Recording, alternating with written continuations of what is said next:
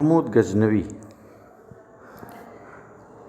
इसके ऐतिहासिक पृष्ठभूमि में अगर हम जाते हैं तो हम जानते हैं कि इस्लाम धर्म के संस्थापक पैगंबर मोहम्मद साहब थे, जिन्होंने प्रचार और तलवार के बल पर इस्लाम को आगे बढ़ाया।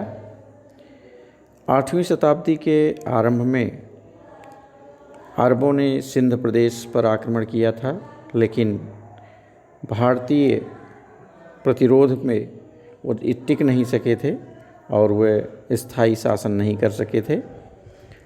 लेन पूल ने ठीक लिखा है कि यह भारत और इस्लाम के इतिहास में एक उपकथा और एक परिणाम शून्य विजय थी, जिसका कोई अर्थ नहीं था। सबसे पहला और असरकारक युद्ध और हमारे देश पर कब्जा गजनवी वंश के महमूद गजनवी ने किया था। उस गजनवी वंश का भी अजब इतिहास है।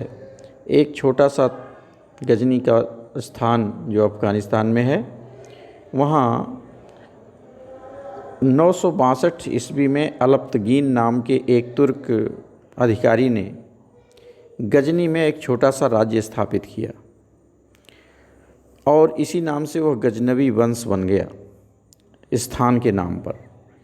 वैसे अगर देखा जाए तो इसका वंश का नाम था यामीनी, और ये अलप्तगीन जो था ये समन वंशी सुल्तान का एक दास था और अपना स्वतंत्र राज्य स्थापित कर बैठा। तो पहले गजनी एक तरह से समन वंश के अधिकार में था, फिर अलप्तगीन आता है, उसके बाद इसका उत्तराधिकारी इसहक होता है, फिर उसके उत्तराधिकारी ले लेता है बलख्तगीन और फिर पिराई। वास्तव में जो पिराई के समय जब सीमाएं हिंदू कुछ से आके टकराने लगती हैं, हिंदू शाही राज्य से संघर्ष चालू हो जाता है और जयपाल का राज्य यहाँ टकराने लगता है, तो जयपाल निश्चित तौर पर एक अच्छा शासक था। वो देख करके कि यह हमारे राज्य पर टकरा रहा है, ये अच्छी बात नहीं है, इसने अपनी एक सेना भेज दी और जयपाल की सेना को रोक पाना कठिन था, कोई रोक नहीं पाया। लेकिन बाद में एक तुर्क सरदार सुबुक्तगीन ने अचानक आक्रमण करके भारतीय सेना को परास्त कर दिया और इससे पिराई जो था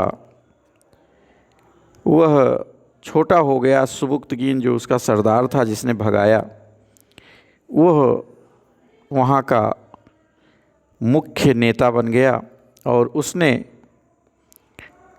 पिराई को अपदस्थ करके गजनी का सिंहासन अपने हाथ में कर लिया। सुबुक्तगीन भी अलप्तगीन का दास था, जिस अलप्तगीन ने स्वतंत्र राज्य शुरुआत की थी और बाद में अपनी लड़की की शादी करके अलप्तगीन ने सुबुक्तगीन को अपना दामाद बना लिया था। अब 986 ईस्वी के आसपास सुबुक्तगीन ने हिंदू शाही यानी जयपाल के सीमाओं पर आक्रमण करके उसके कई किलों और नगरों को जीत लेता है। स्वाभाविक है कि जयपाल इतना आसानी से देने वाला नहीं था।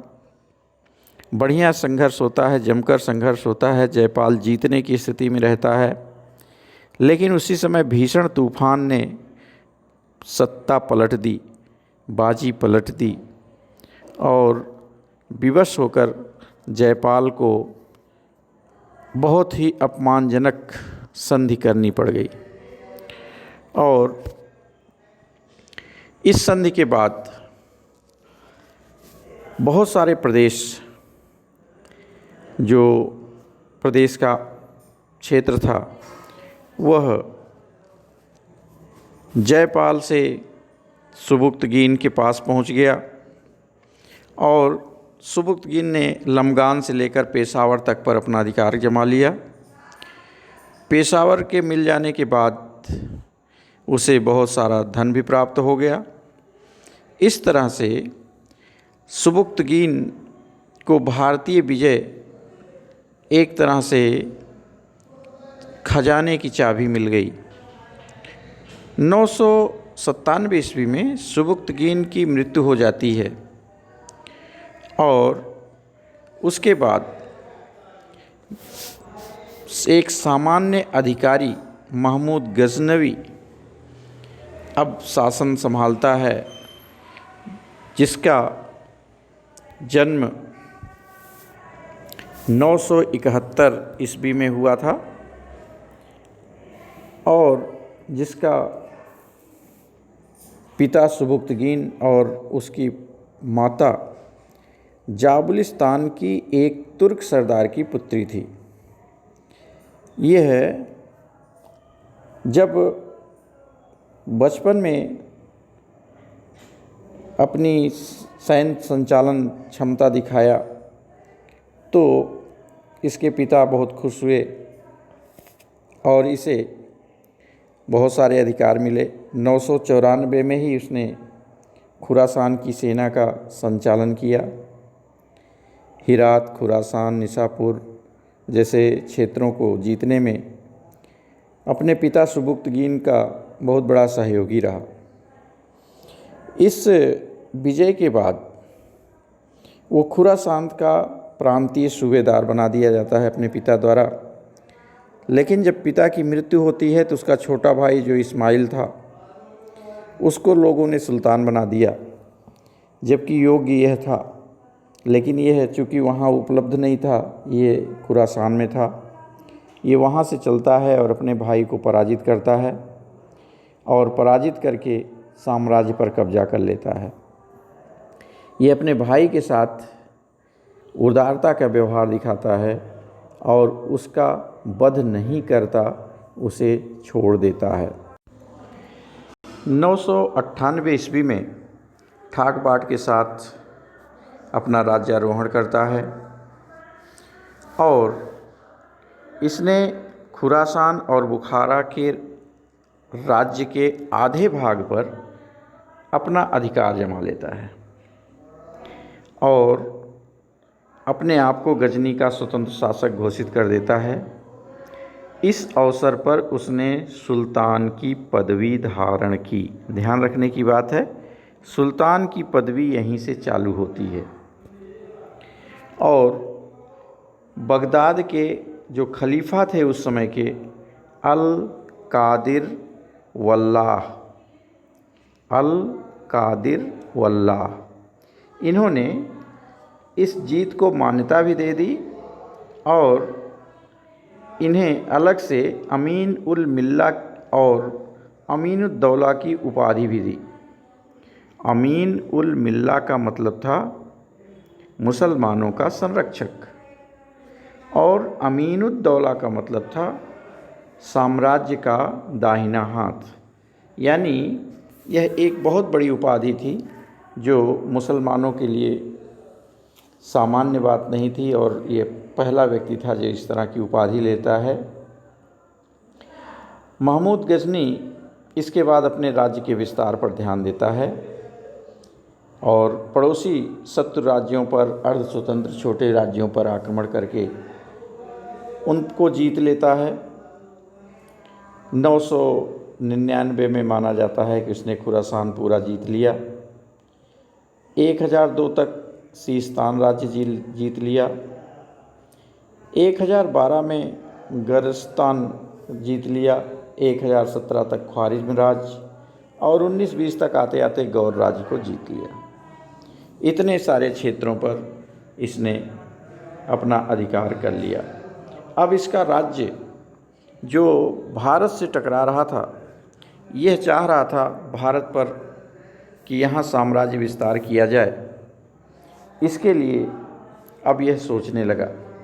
उस समय की भारत की जो राजनीतिक दशा थी, छोटे छोटे राज्यों में पूरा देश बटा था। सिंध और मुल्तान अलग था, जहाँ मुल्ला फतेह दाऊद शासन कर रहा था शिया।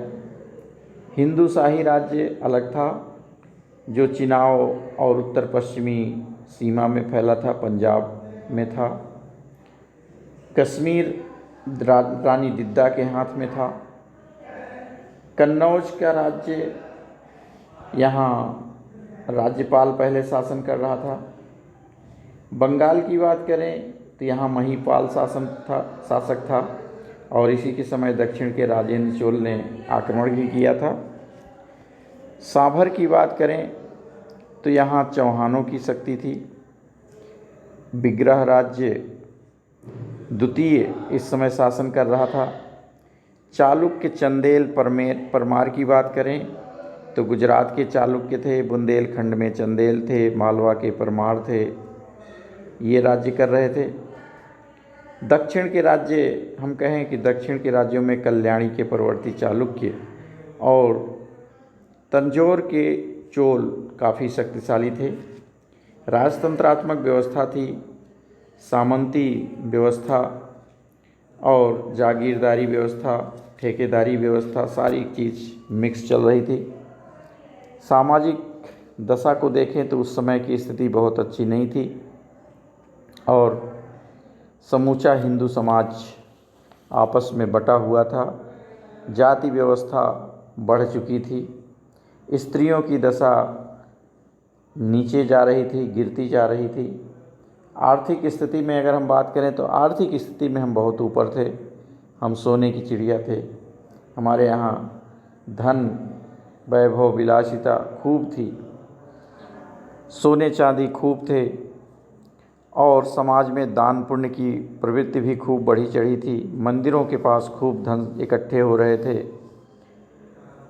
इस तरह से खनिज संपदा सब कुछ हमारे पास था। धार्मिक क्षेत्र में देखें उसके आक्रमण के समय तो काफ़ी अच्छा था, प्रभावशाली था। जैन धर्म, उसी समय हिंदू धर्म भी अपने कर्मकांड, अंधविश्वास पे चल रहा था, वाम मार्ग चल चुका था। वाम मार्ग के कारण सुरापान, मांस और व्यभिचार भी चालू हो गया, देवदासी प्रथा चालू हो गई थी, और साधु सन्यासी यद्यपि सम्मान से देखे जाते थे, लेकिन उनके आचरण उस तरह अब नहीं रह गए थे। बौद्ध मठ और विहार भी अनाचार भोग के केंद्र बन गए थे। तांत्रिक संप्रदाय विकसित हो गए थे, और धार्मिक या कहें अंध विश्वासी लोगों का बोलबाला था। नैतिकता का पतन हो चुका था। कश्मीर के एक राज्य मंत्री ने ही कूटनी मत्तम नामक पुस्तक लिखी, कूटनी मत्तम, जिसका बहुत हम कहें एक चरित्रहीन स्त्री की कहानी बनाते हैं। इस क्षेमेंद्र समय मात्रक लिखता है, जो एक वेश्या की आत्मकथा होती है।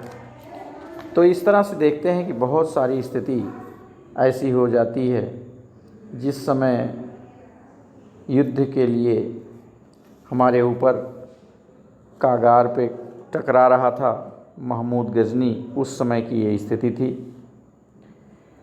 धन संपदा की उसको इच्छा जागृत हुई तो आक्रमण करने के लिए उसने मूड बना लिया। क्योंकि यहाँ की स्थिति देख चुका था, जयपाल को पराजित कर चुका था, इसलिए उसमें हिम्मत आ गई थी। और जैसे कि प्रोफेसर हबीब कहते हैं कि वह बहुत धन का लालची था। हैवेल का तो यहाँ तक कहना है कि महमूद बगदाद के खलीफा के विरुद्ध भी युद्ध की तैयारी कर सकता था, अगर उसे वहाँ अपार धन प्राप्त होने की आशा होती तो। धन संपदा के लिए इसे लालची हम कह सकते हैं, बहुत जिसे कहते हैं बुरी तरह से लालची हो जाना। और जैसा कि सामान्य तौर पे होता है, धर्म को लेकर के आदमी अपने और अपने समाज को उद्वेलित करके कोई काम करवा लेता है। यह भी इस्लाम धर्म के प्रचार का नाम दे करके अपने लोगों को एकत्र कर रखा था और अपने को बुतसिकन यानी मूर्ति भंजक कहलाना चाहता था। इस तरह से इस्लाम को प्रोत्साहित करने का एक नाम दे रखा था। लोग कहते हैं इसे हाथियों का बहुत शौक़ था और ये चाहता था कि हाथी मिले, और बाद में हम देखते हैं कि कई विजयों में ये हाथी प्राप्त करता है, सबसे हाथियां लेता है, जो राजा पराजित होते हैं उनसे हाथी प्राप्त करता है। तो हाथियों की इसकी इच्छा थी। इच्छाएं तो बहुत हो सकती हैं, लेकिन सबसे मुख्य बात होती है कि हमारी इच्छा के अनुसार हम कुछ कर सकते हैं कि नहीं, और कर सकने के लिए अगले को हम देखते हैं कि हमारे से आगे है या पीछे है, हम उसे जीत सकते हैं या नहीं जीत सकते। जो भी है, हम कहें कि ये प्रारंभिक जो सफलता थी ये इसको उत्साहजनक स्थिति में ले आई थी। तो इन सब कारणों से यह भारत के जो छोटे छोटे राज्यों में विभाजन, छोटे छोटे राज्यों का आपसी लड़ाई, छोटे छोटे राज्यों में तरह तरह की सामाजिक और तरह तरह की धार्मिक कुरीतियाँ आ चुकी थी, उनमें एकता नहीं रह गई थी। इससे इसका उत्साह बढ़ा, और मेन बात ये थी कि इसने जो जयपाल को पराजित किया उससे उत्साह बढ़ा था।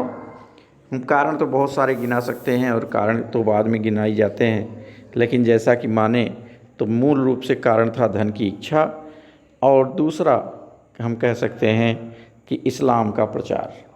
यद्यपि इस्लाम के लिए प्रचार कितना किया आक्रमण के बाद, ये हम देख सकते हैं कि इसने प्रचार नहीं किया, बल्कि यह केवल दूसरे धर्मों को नष्ट करने का काम किया।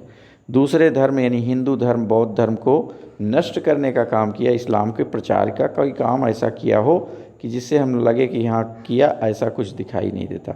तो इसे जो भी है, अब हम बात करते हैं इसके आक्रमणों की। महमूद सबसे पहले आक्रमण करने की बात करते हैं तो अनेक विद्वान मानते हैं कि इसने कई बार आक्रमण किए, और इसमें सबसे मेन हेनरी इलियट और ईश्वरी प्रसाद जी हैं, जो ये मान लेते हैं कि इसने 17 बार भारत के ऊपर आक्रमण किए। अब यहाँ जैसे कह देते हैं कि इसने भारत पर आक्रमण किए।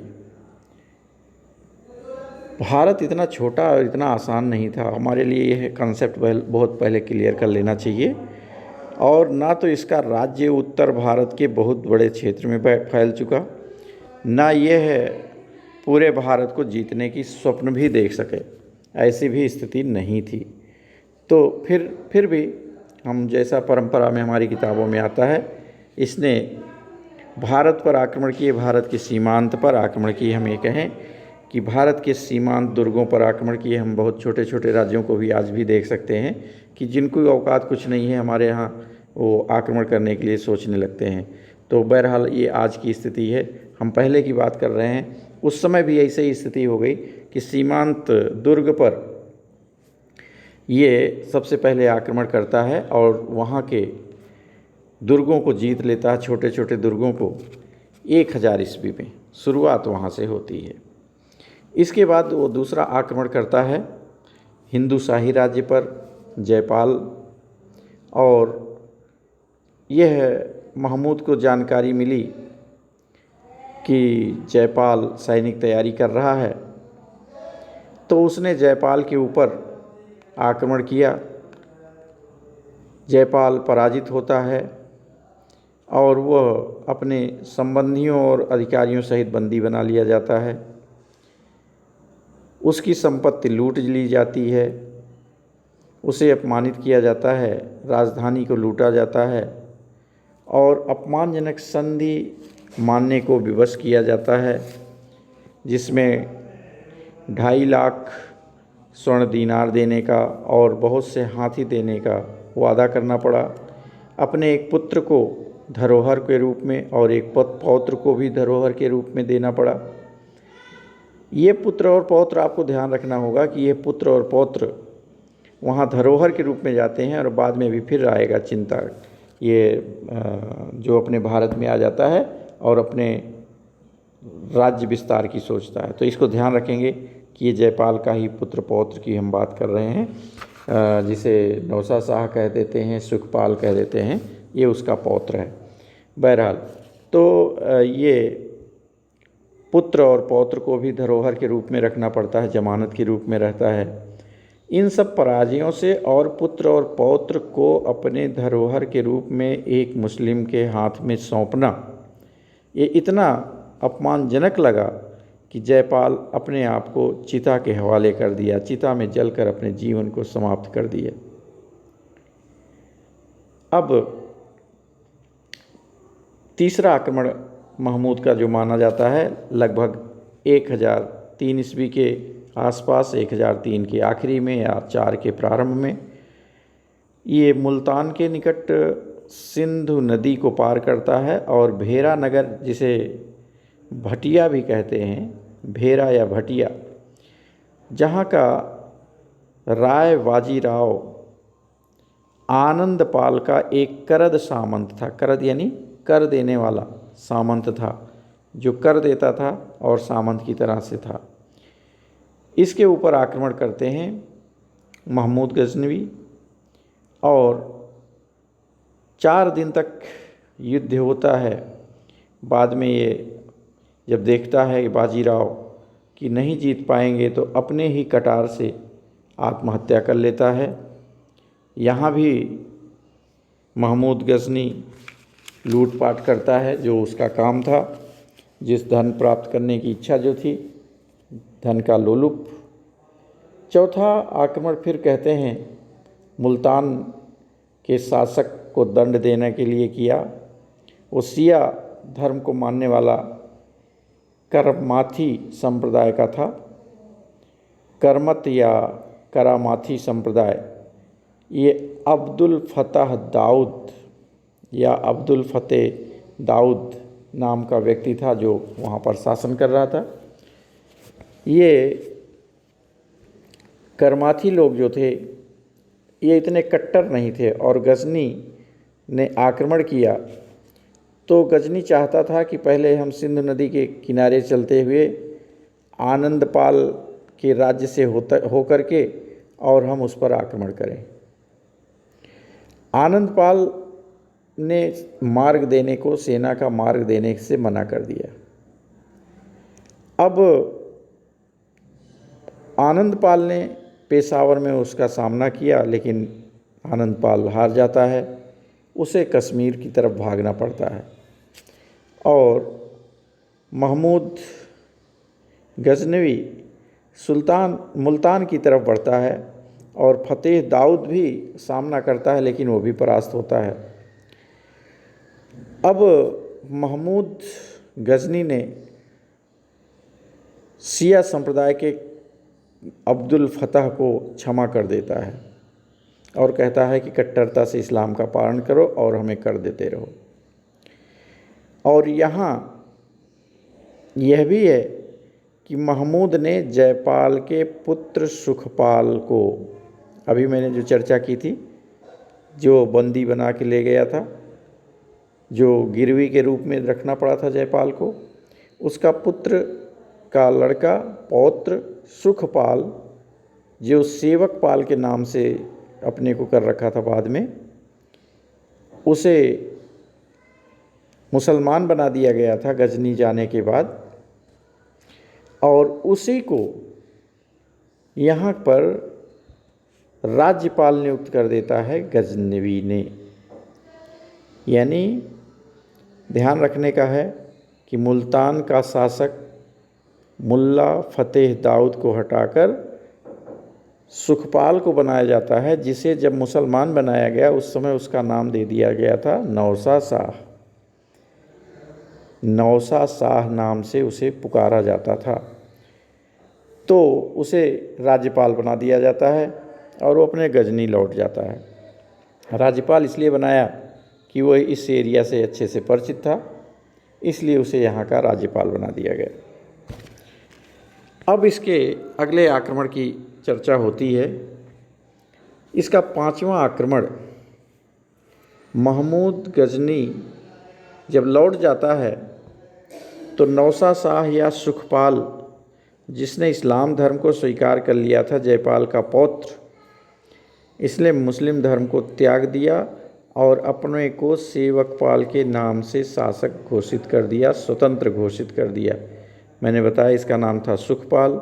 सुखपाल से इसे इस्लाम स्वीकार किया तो नौसा शाह, और नौसा शाह से फिर इसने जब दोबारा स्वतंत्र शासक बना तो सेवकपाल अपना नाम डाल लिया। अब इसे दंड देने के लिए, जब ये स्वतंत्र हो गया था, दंड देने के लिए वापस वो आता है और नौसा शाह या सुखपाल फिर घबरा जाता है और पहाड़ियों में भाग जाता है। और फिर इसके पहले के जो सुल्तान थे मुल्ला फतेह दाऊद, उन्हें फिर से यहाँ का राजा बना दिया जाता है और अपने वापस चला जाता है। अब मुल्ला फतेह दाऊद हो जाते हैं। यानी आप याद रखें, सबसे पहले यही था मुल्ला फतेह दाऊद या अब्दुल फतेह दाऊद। उसके बाद सुखपाल को बनाया जो नौसा शाह नाम से जाना जा रहा था, और फिर नौसा शाह के बाद वापस अब्दुल फतेह दाऊद को मुल्तान का राज्यपाल बना दिया जाता है। इसके अब अगले आक्रमण की हम बात करें, छठे आक्रमण की बात करें तो अगला आक्रमण इसके हिंदू शाही राज्य पर करता है। और फिर यहाँ देखते हैं कि यहाँ आनंदपाल शासन कर रहा था और यह भी तैयारियां कर रहा था युद्ध के लिए। और आनंदपाल ने सेवकपाल को सहायता पहुंचाई थी। सेवकपाल यानी नौसा शाह यानी सुखपाल को। यह सोच करके ये महमूद गजनी वहाँ से चलता है कि यह इसको सहायता देता है, हम इसके ऊपर आक्रमण करेंगे। वास्तविक इच्छा तो उसके धन की प्यास थी, हम लोग इसको बाद में मान लेते हैं एक कारण। और जो भी है 1008 में उसने पंजाब पर आक्रमण कर दिया। बहिंद के पास आनंदपाल के पुत्र भोमपाल ने महमूद का सामना किया और आनंदपाल ने सैनिक टुकड़ियां भेजी, दोनों मध्य में घमासान युद्ध होता है। महमूद पराजित ही होने वाला होता है कि आनंदपाल का हाथी घायल हो जाता है। ये हिंदू शाही राज्य के साथ दुर्भाग्य जुड़ गया था। पहली बार तो झंझावात ने हरा दिया, दूसरी बार घायल हाथी ने, और इसे भागना पड़ता है और ये वहाँ से भागता है। तुर्कों ने जो भी सैनिक मिले उन्हें मौत के घाट उतारा और वहाँ आसपास लूटपाट मचाई। इसके बाद इसके बहुत अधिक संपत्ति प्राप्त हो जाती है। अब ये यहीं से कांगड़ा राज्य की राजधानी नगरकोट पर भी आक्रमण करता है और वहाँ ज्वालामुखी देवी के मंदिर से बहुत अधिक धन संपदा प्राप्त करता है। और कहते हैं कि इसमें इतना अधिक संपदा मिली कि जिसको ढूंढना भी उसके लिए बहुत बड़ी बात थी। उत्वी तो यहाँ तक लिखता है कि 70,000 राजकीय दिरहम मूल्य के टकसाली सिक्के मिले, 70,04,00,000 मन सोना, चांदी के पात्र 200 मन सोना, 2000 मन चांदी, 20 मन रत्न और जवाहरात प्राप्त हुए। इतना अधिक इसने बताया है। निश्चित तौर पर उत्वी ने देखा और उसको देख करके भी वो सोच नहीं सकता था कि इतनी भी संपत्ति हो सकती है। और ये इसका छठा आक्रमण होता है। और इसमें बहुत अधिक धन संपदा प्राप्त करता है। हम अब अगले क्रम में अगले एपिसोड में ले आएंगे। इसको यहीं पर अभी छठे पर रोकते हैं। धन्यवाद।